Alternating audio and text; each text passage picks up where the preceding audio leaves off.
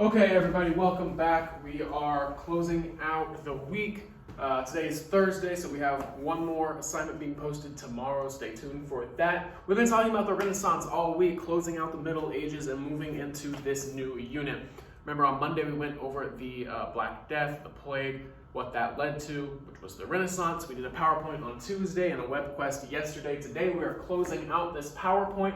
We'll do something new on Friday. Get you ready for fall break. Fall break coming up. These are our last 2 days of all virtual learning. We start our hybrid version of learning when we come back from fall break. For some of you, that's October 12th. For some of you, that's October 13th. So excited to get you guys back in here. I just can't. So excited. We're going to do some fun stuff. We're going to play some games. We're going to get to know each other. And it's going to be a great week when we come back. But first, we need to get to our lesson for today. We're talking about art, architecture, sculpture, some important artists, people to know. We are talking about the Renaissance. So let's keep going with the Renaissance. So Renaissance art. The main difference between medieval art and Renaissance art is that it's going to really focus on making things lifelike. So instead of like jagged lines that you can tell are hands, they're going to take their time. They're going to make the hands lifelike. They're going to make it look exactly like my hand here. There's almost no distinction between my hand and this hand right here. It's so lifelike. And that's going to be a completely new idea when it comes to the Renaissance. They use perspective in painting, so instead of everything being one platform, you can tell that these trees are supposed to be behind these women and this man. You can tell that they're behind because you can see perspective. You can see that she's behind them because she's further up in the picture. They use perspective and different things like that. They study human anatomy, the human form. They're going to emphasize the humanity in their art. Remember, one of the key focal points of the Renaissance movement was humanism. So in their art, they really focus on the human form and individuality. So architecture, there's going to be, as we said, a return to the classics, a return to Greece and Rome, and we kind of look back at the domes and the columns of ancient Rome and try to reconnect roots in the Renaissance. So we're going to see a re-emergence of the dome and columns by architects during this period. In sculptures, you're going to have some nude figures. They're going to really focus on, again, humans. You can see the veins in this hand, how realistic they are. Simple, out the window, complex focal point of the Renaissance. Sculptures are going to be of humans, and they are going to be as lifelike as you can possibly make them. Again, focusing on that humanism aspect.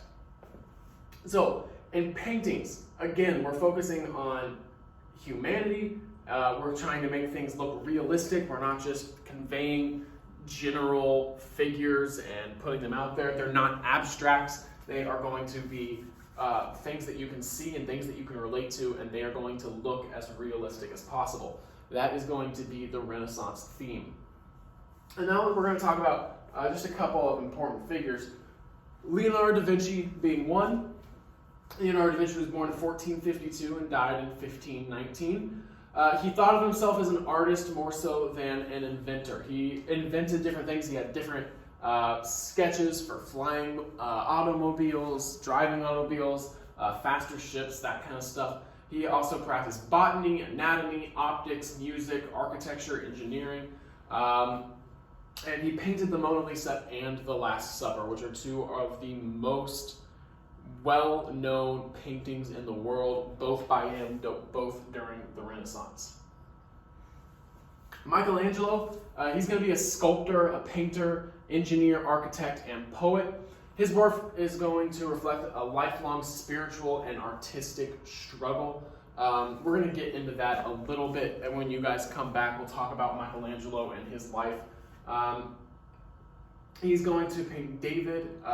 He is going to, sculpt. The statue of David is a sculpture, not a painting. I don't know why. The Sistine Chapel in Rome. A lot of his works are going to be very religious, and a lot of his works are going to be very not religious. He kind of has an internal struggle throughout his life that he deals with, and we'll talk about that a little bit more. What I do want to talk about before we close out this Renaissance chapter is the Northern Renaissance. So as I said on Tuesday when we first started talking about the Renaissance specifically, I don't want you guys to think that the Renaissance was only happening in Central or Western Europe. It was happening all over Europe, it was happening in North Africa, it was happening in Asia. This spread of ideas that's going to culminate from the ending of the Middle Ages and the ending of the Black Death pandemic is going to spread throughout the world, not just in this one region. And the Northern Renaissance is going to be different than the Renaissance that Central and Western Europe are going to see. It's centered on the Low Countries like Belgium and the Netherlands. So if you know where that is on the map, good. If you don't, I can address that when we come back next week. But there's just some differences between the Northern Renaissance and the Italian Renaissance. So Northern Europe did not study the classics as much as, this says Italy, but I'm focusing on, this is the best chart I could find. We're focusing on, when we say Italy, we're talking about the Italian Renaissance, but spread to Western Europe and Central Europe. So, as we said, the classics are going to be heavily focused on in the European Renaissance, and in the Northern Europe, it did not study the classics as much. Remember, we talked about the classics, the Greek and Roman ideals. In the Northern Europe Renaissance, the art emphasized everyday life in greater detail. So rather than just painting people, they wanted to paint what they were doing. They wanted to paint people who didn't get as much credit. They wanted to paint farmers. They wanted to paint merchants. They wanted to paint artisans. They didn't want to just paint realistic faces. They wanted to kind of revert back to medieval painting, but in a different tone and for a different message. In Northern Europe, artists supported by the royalty and nobility, because they painted those people. They painted different people doing different things, including kings. And in the Central Western Italian Renaissance, artists were supported by the wealthy merchant class. And there's just some differences between these two Renaissances, and I think it's important that we recognize different styles of Renaissance and different effects of the Renaissance. One of the most important inventions that's going to come out of the Renaissance is going to be the printing press, which was invented by Johann Gutenberg, who was the first European to develop a movable type lead, and it led to the mass production of books. So now, instead of just churches having Bibles, everybody's going to have Bibles. Now, instead of just teachers having copies of literature and people who wrote the literature and people who can write having literature, anybody can have literature. Everybody can have books in their homes. And this is going to lead to the next great movement and the next thing that we are going to talk about in this class, which is going to be the Protestant Reformation. The printing press is going to directly relate to that, but we will get to that next week.